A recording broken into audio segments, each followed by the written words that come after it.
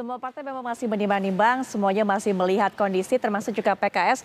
Kalau bisa kita bilang adalah PKS merupakan salah satu partai yang calon kuat mendukung Pak Anies. Dengan adanya potensi RK untuk Kang Emil masuk juga meramaikan Pilgub DKI, hitung-hitungannya seperti apa? Ya, saya kira memang tentu saja kami meyakini seandainya memang jadi diusung ini sangat kuat ya. Terbukti memang semakin banyaknya partai yang akan mengusung Mas Anies. Bahkan yang dulunya berlawanan sekarang mendukung seperti PDIP. Ini menunjukkan bahwa tingkat popularitas dan elektabilitas sangat tinggi. Kalau RK ingin diajukan di Jakarta, ini juga harus hati-hati saya kira. Karena belum tentu juga semuanya ikhlas karena ingin menang. Bisa jadi karena ada kader partai lain ingin maju di sana. Wah, ini gara-gara ada RK nih kayaknya udah ke Jakarta aja misalnya gitu. Mas RK harus hati-hati nih. Karena dalam politik ini kan banyak motif ya. Karena ada ketum yang mengatakan udah Mas RK di Jakarta aja. Bisa jadi karena ada kadernya yang pengen maju di situ. Jadi kalau Mas Anies ini saya lihat memang beliau pernah existing dan tingkat kepuasannya tinggi. Jadi kalau incumbent tingkat kepuasannya di atas 50%, ini potensi menangnya besar. Itu mungkin salah satu pertimbangan dari teman-teman di DPW DKI. Tapi apapun ini masih dinamis, kami masih menimbang-nimbang karena PKS tidak bisa mengusung sendiri. Betul. Ini tentu saja memerlukan waktu dan tentu saja saya kira nanti masyarakat akan menilai. Ya, membutuhkan partai-partai lain juga untuk bisa mengusung bersama-sama Mas Anies. Betul. Masih membuka diri untuk bisa kemungkinan bekerja sama ataupun juga berkoalisi dengan partai-partai lain termasuk PDIP? Saya kira dalam politik itu cukup dinamis ya, semua kemungkinan bisa terjadi.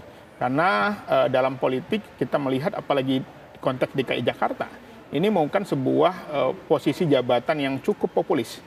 Karena ini bisa menjadi tangga orang menaiki tingkat yang lebih tinggi. Jadi saya kira semua partai ingin menang. Tentu saja dia mengukur. Makanya ketika PDIP ingin mengusung, PKB ingin mengusung, kami menduga memang ini hasil surveinya cukup tinggi. Sehingga banyak partai ingin bergabung. Baik, termasuk juga mengusung salah satu kandidat ataupun juga calon dari PKS untuk bisa mendampingi Mas Anies begitu. Itu harapan kami. Baik. Nama-nama yang sudah diajukan mungkin? Ya, ada banyak kemarin yang sudah ada Pak Mardani, ada Pak Sohibul Iman, ya ada beberapa anggota DPRD DKI termasuk Ketua DPW PKS Pak Khairuddin. Ini semuanya masih dinamis, tetapi kami melihat ini juga momentum bagi PKS untuk memunculkan kadernya. Karena PKS ini sudah sudah 2 kali menang di Jakarta. Ini yang kedua, sebelumnya 2004 kalau nggak salah. 2004. Dan ketua DPRD-nya dari PKS, tentu saja PKS menganggap ini adalah momentum penting bagaimana ke depan juga DKI Jakarta dipimpin oleh kader PKS. Baik, Bang Risa, jangan-jangan seperti dikatakan oleh Bang Iqbal, kemudian Gerindra ini mendukung Kang Emil ini kemudian di Jakarta supaya ada kadernya yang mencuat nanti di Jawa Barat, menang di Jawa Barat. Tapi nanti Bang Risa diberikan jawaban, tapi setelah jeda kami sudah kembali saat lagi. Baik dari partai manapun, dari latar belakang koalisi manapun, hendaknya itu yang menjadi nomor 1. Kita kembali lanjutkan perbincangan di Apa Kabar Indonesia Malam. Bang Riza, jangan-jangan Gerindra seperti dikatakan oleh Bang Iqbal tadi, ingin kemudian mendukung Kang Emil di Jakarta supaya kandidatnya di Jawa Barat juga berhasil menang, Kang Deddy di sana. Tadi di offline Kang Iqbal nyebutnya bukan partai Gerindra. Tapi saya nggak sebut bocorin ya. Insya Allah partai Gerindra nggak begitu. Partai Gerindra ini dipimpin Pak Prabowo, partai yang selalu mengedepankan kepentingan bangsa negara di atas kepentingan partai, di atas kepentingan golongan, apalagi di atas kepentingan pribadi. Jadi kami selalu begitu. Dan itu selalu yang disampaikan berkali-kali oleh beliau, oleh Presiden terpilih Bapak Prabowo Subianto, bahwa kita selalu mengedepankan kepentingan bangsa negara. Salah satu buktinya adalah kemarin itu waktu Pilpres, coba saking menenggang teman-teman koalisi nih, Pak Prabowo itu kampanyenya lebih banyak di partai koalisi, di Golkar, di PAN, di Demokrat, di PSI, di partai lain, daripada di partai sendiri. Itu begitu sifat karakter yang baik beliau tuh.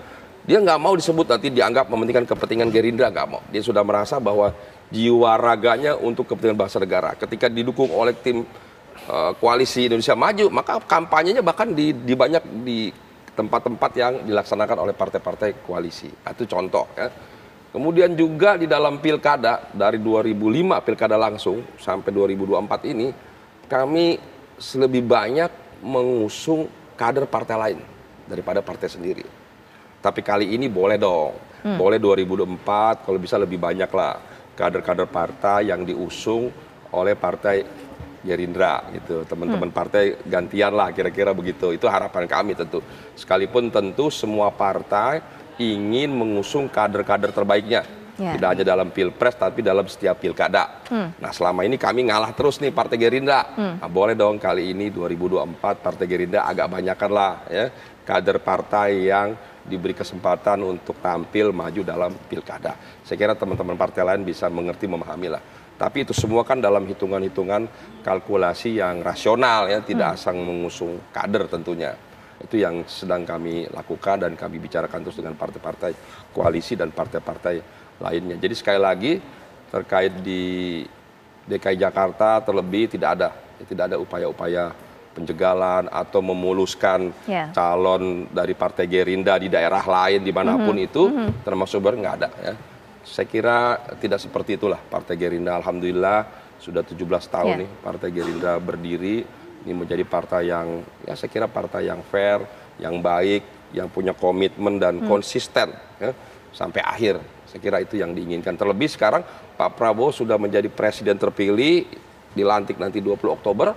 Ya tentu semakin makin baik, semakin terlihat, semakin diwujudkan kenegarawan beliau. Kira-kira begitu. Baik, Mas Nyarwi, melihat Kang Emil menjadi tarik-tarikan di Jakarta dan juga Jawa Barat, bagaimana kemudian melihat, termasuk juga nanti andai kata head to head antara Pak Anies Baswedan kemudian juga Kang Emil, seperti apa, siapa yang paling populer dan juga siapa yang memiliki elektabilitas lebih tinggi? Yang pertama jelas ya, Kang Emil saat ini menjadi kandidat favorit ya oleh banyak partai. Saya katakan banyak partai untuk DKI maupun juga ada peluang yang juga Jawa Barat, itu satu. Nah, yang kedua artinya apa? Kang Emil ini dari sisi pasar politik luas gitu loh. Nah, tetapi juga harus dilihat ya, tentu saja antar partai sendiri itu pasti punya kepentingan-kepentingan yang tidak 100% akan ketemu kan gitu. Saya contohkan misalnya begini. Apakah Golkar misalnya ya dengan melepas Kang Emil di DKI misalnya dan kemudian di DKI juga kondisi saat ini ya belum 100% bisa menang, sementara di Jawa Barat misalnya nggak ada tokoh, apakah itu akan dilakukan? Kan belum tentu kan gitu. Nah sama juga partai-partai yang lain juga ingin mendapatkan sosok figur. Misalnya contoh saja Kang Emil diterima di DKI misalnya. Nah kemudian juga calon wakilnya ini siapa? Juga sama dengan yang sekarang misalnya Anies Baswedan udah didorong oleh PKB misalnya. Nah PKB menyebut nama calon wakil. Nah PKS tentu saja juga saya kira tidak mau kehilangan tiket untuk menjadi wakil gubernur kan gitu. Demikian apalagi nanti kalau PDI Perjuangan misalnya juga ikut mendukung misalnya begitu. Jadi dinamika Putri itu saya kira juga terjadi di antara para tokoh partai ini ya untuk mendapatkan tiket misalnya bukan hanya siapa yang jadi cagupnya tetapi calon wakil gubernurnya. Itu satu. Nah tentu ini kita belum bisa melihat. Sampai saat ini tadi dari para narasumber juga mengakui masih dinamis. Betul. Kita dugaan saya ya itu akan mulai meningkat ya kejelasannya sekitar akhir Juli awal Agustus. Saya kira akan mulai memanas karena Agustus nanti akan ada pendaftaran seperti itu. Nah, bagaimana kalau itu terjadi seandainya partai-partai mendukung sosok RK? Nah, dugaan saya partai-partai ini khususnya Koalisi Indonesia Maju ya, itu memang ada dorongan kuat ke sana. Kenapa? Karena untuk menantang Anies itu butuh figur yang kuat. Dan realistis sampai hari ini itu kan Ridwan Kamil yang memang bisa diandalkan kan gitu. Nah, tentu saja saya kira ini akan menjadi pertarungan yang sengit. Ya, kenapa? Karena Anies juga punya basis yang kuat satu sisi, tapi sisi lain gitu Ridwan Kamil juga punya potensi untuk elektabilitasnya tumbuh dan apalagi didukung oleh Koalisi Indonesia Maju yang kita tahu kemarin itu pemenang Pilpres kan gitu. Nah, di sini tentu saja lawan-lawan yang mendukung artinya partai-partai yang mendukung Anies Baswedan juga bukan partai-partai yang lemah. Ini partai tangguh juga, partai ideologis. Betul. Kan ada PKS, siapa tahu nanti termasuk PDI Perjuangan misalnya kalau kita lihat ya PKB juga dan lain-lain. Nah, ini akan menjadi kompetisi. Tapi apapun itu, kompetisi ini kan kompetisi dalam konteks mendorong figurnya atau calonnya jadi pemenang ya. Ini bukan kompetisi dalam konteks pileg ya. Nah, ini tentu saja akan berbeda. Nah, dugaan saya gitu ya. Masyarakat DKI juga masyarakat yang sangat rasional ya.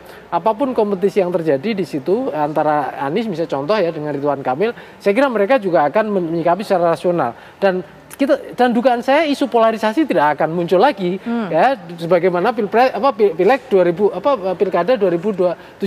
Kenapa? Karena kita lihat Anies sama sama Ridwan Kamil ini ada banyak kesamaan irisan gitu loh. Walaupun karakternya berbeda ya, cara memimpinnya berbeda, tapi saya kira dari sisi isu apa yang memungkinkan polarisasi, saya kira itu sangat kecil sekali sampai hari ini belum terlihat gitu Putri. Oke, Mandoli terakhir, butuh sosok, butuh figur yang kuat kalau ingin menantang Pak Anies Baswedan di Jakarta ini. Apakah memang Ridwan Kamil ini merupakan salah satu jawabannya? Silakan Mandoli. Ya kita akan lihat nanti perkembangan, kita lihat nanti survei berikutnya ya. Tapi kalau per hari ini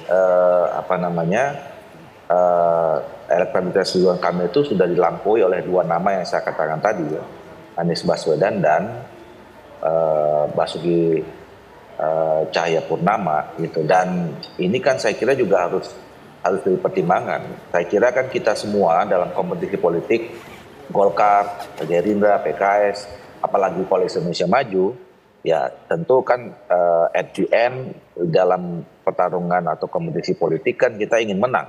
Ya, nah, kalau ingin menang kan kita harus mendorong orang yang paling punya peluang paling besar untuk memenangkan pertarungan itu. Jadi nanti kita akan lihat, itu yang saya katakan tadi, kita masih punya cukup waktu, kira-kira 2 bulan ya. Nah, kita lihat aja nanti kalau misalnya situasinya berubah ya, kita akan mengambil keputusan tentu sekali lagi bersama-sama dengan partai politik yang ada di Koalisi Indonesia Maju. Baik, Bang Doli terima kasih sudah meluangkan waktunya.